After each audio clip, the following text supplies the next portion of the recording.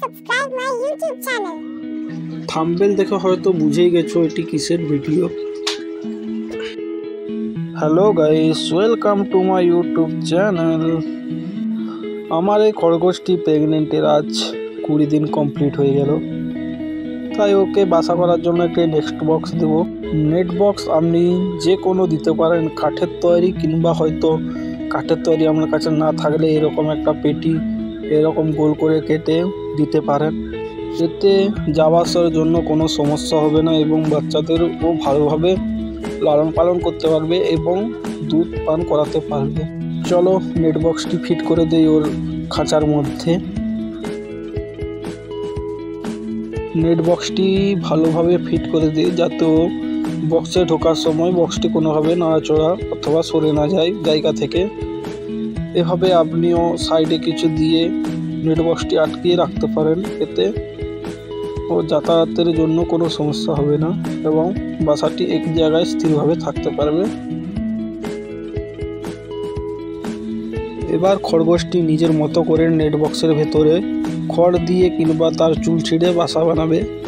অনেক সময় খরগোশেরা বাচ্চা হওয়ার কয়েক ঘন্টা আগের মুহূর্তেও বাসা বাঁধে এবং 10 দিন আগে থেকেও বাসা বানিয়ে রাখতে পারে। খরগোশটি প্রেগনেন্ট থাকার অবস্থায় ওদের বেশি পরিমাণে খাবার দেওয়া উচিত, এতে ওরা নিজেরাও নিজের শরীরের গঠন করতে পারে এবং বাচ্চাদেরও সুস্থ সবলভাবে জন্ম দিতে পারে।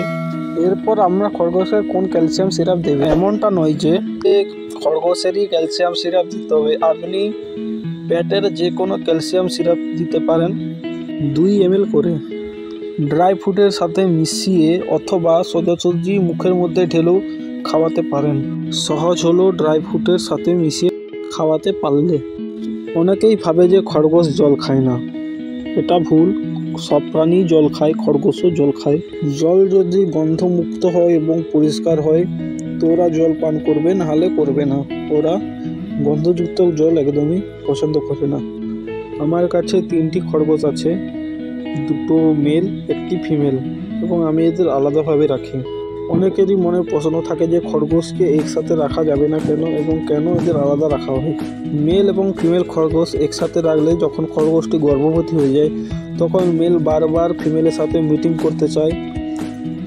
বাচ্চাগুলো গর্ভপাত হয়ে যেতে পারে অথবা খরগোশটি মৃত কিংবা অসুস্থ বাচ্চা জন্ম দেয়। এই জন্য খরগোশকে আলাদাভাবে রাখা হয়। পুরো ভিডিওটা দেখার জন্য অসংখ্য ধন্যবাদ। দেখা হচ্ছে পরের ভিডিওতে।